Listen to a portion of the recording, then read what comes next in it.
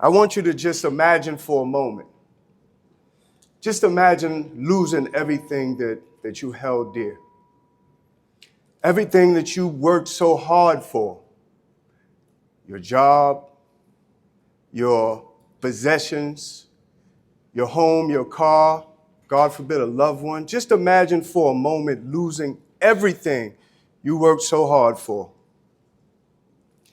Ladies and gentlemen, I got to tell you, I've been in that position before. I've been in that position where I thought that I was doing so good, it's like I had a bulletproof vest on. Nothing can touch me. I felt that I can just soar. Everything I touched turned to gold. Everything I did would work out for me. But then I woke up one morning and a lot of things changed in my life. You know, the business deals weren't there. The same doors that was open to me closed. You know, all of the conversations that I used to have with so many different people weren't there anymore. The phone calls stopped. I was at a point in my life where I thought, you know what? Man, it's got to be something better. Got to be something better. It's going to turn for me soon. But that wasn't the case. As many of you here lost a loved one before, I've lost a loved one, a parent, and that was a hard thing. You be in a dark place when that happens. But just imagine losing two. I couldn't even realize how I was getting up the next day to walk. I was in a dark, dark place. But I want you to know that in the darkness comes light. And I want you to know that if you just hold on, if you persevere, if you believe, if you have faith, you can find hope in the darkest of places. I want you to also know that if you never give up what you believe in and have in faith, you'll prosper and you'll grow. A lot of people might wonder, hey, what is a motivational speaker doing here at the convention of the correctional officers? I have a friend, I told him I was coming to speak. First thing he said was, they're going to lock you up. I said, how? For what? He said, don't, because he's been locked up before. He said, listen, they're going to put you in the hole.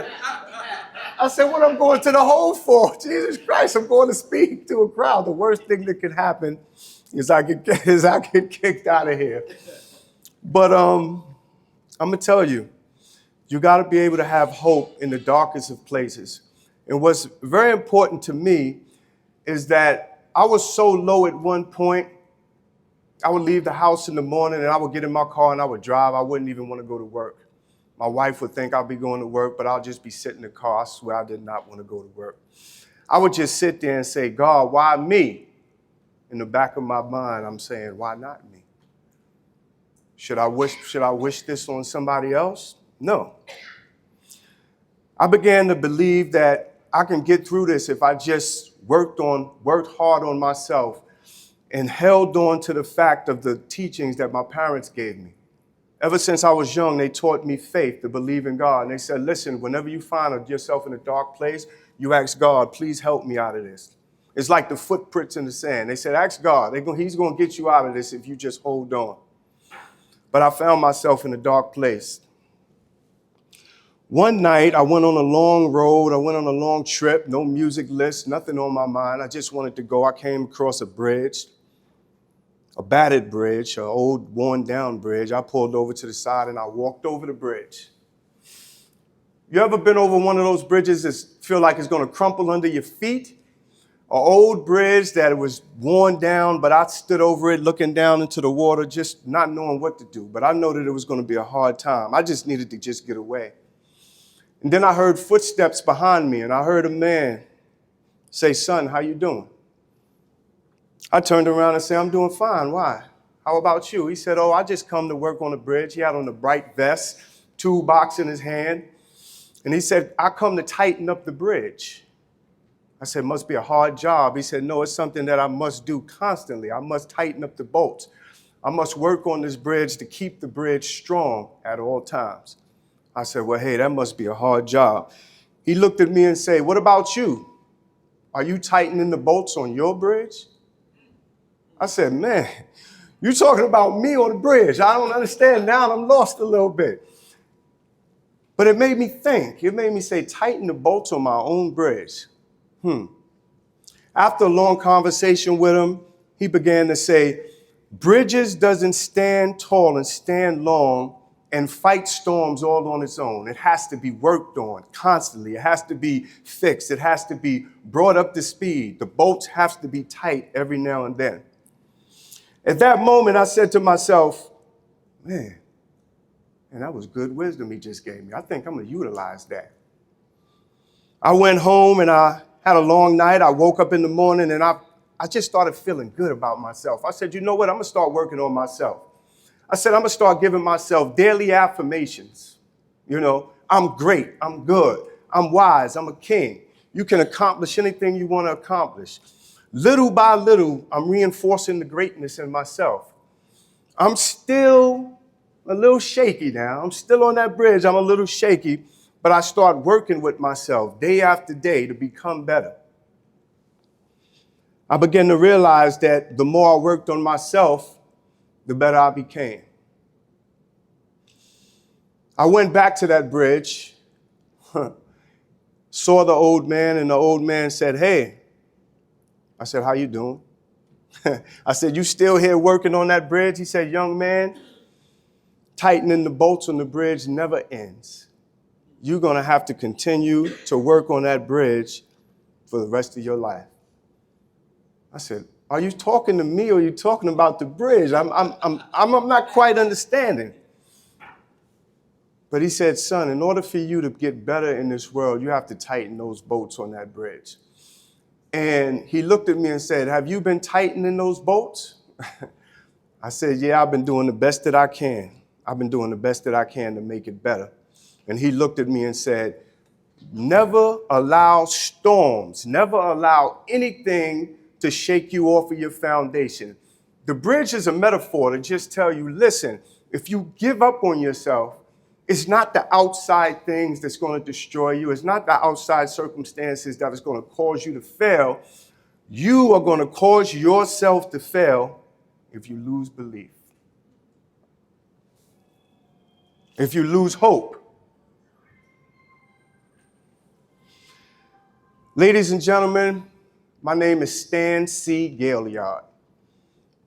I'm a son to two of the most amazing parents you could ever imagine. I'm a brother. I'm a husband. I think I'm the best husband in the world, man. I'm a husband. But she might say otherwise, but I do my best. And I accepted to come speak here because I'm not lost for the one on the fails of street life. I grew up in New York City where, in the 80s, where the temptations was enormous.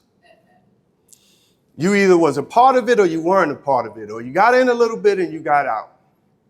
Thank God for me, I wasn't one to have to suffer a long term of hardship.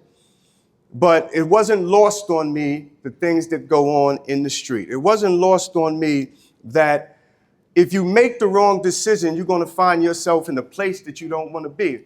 But I want you to remember this one thing. The toughest prison, the worst prisons in the world is not the place that have the biggest walls or the most guards. The toughest prison is not the place where you have the most gates. The toughest prison is in your mind. Because you can be incarcerated, but if you have faith and you have belief, your mind can be 1,000,000 miles away. And it's the reverse. Many of us are free physically, but we're in prison mentally by the way we think, by the way we see things, by the way that we perceive life. We imprison ourselves all on our own. You know, Nelson Mandela, he was incarcerated, right? 27 years, he had hope. Hope that one day he was going to be released. Hope that one day he was going to get out and he was going to do better. He was going to be better. And he did just that.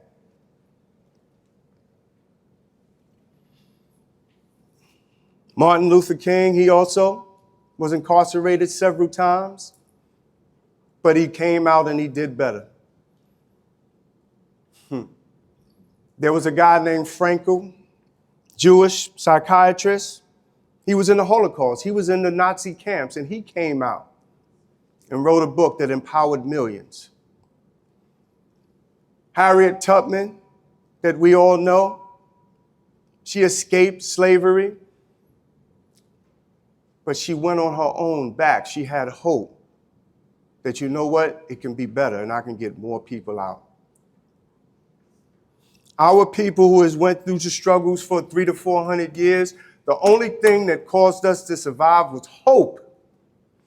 Believing that tomorrow is going to be a better day. Knowing that even in the darkest of places, there's light at the end of the tunnel.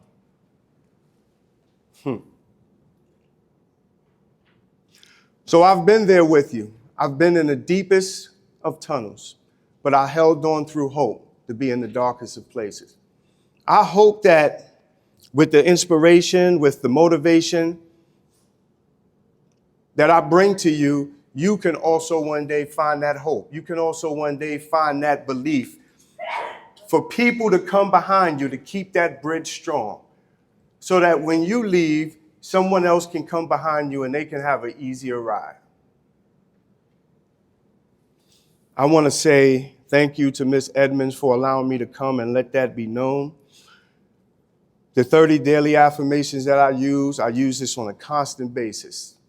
You changed my life. Every day I wake up, I don't fail. I make sure that I say something great about myself, to be strong about myself and to realize that, you know what, there's going to be a better day tomorrow.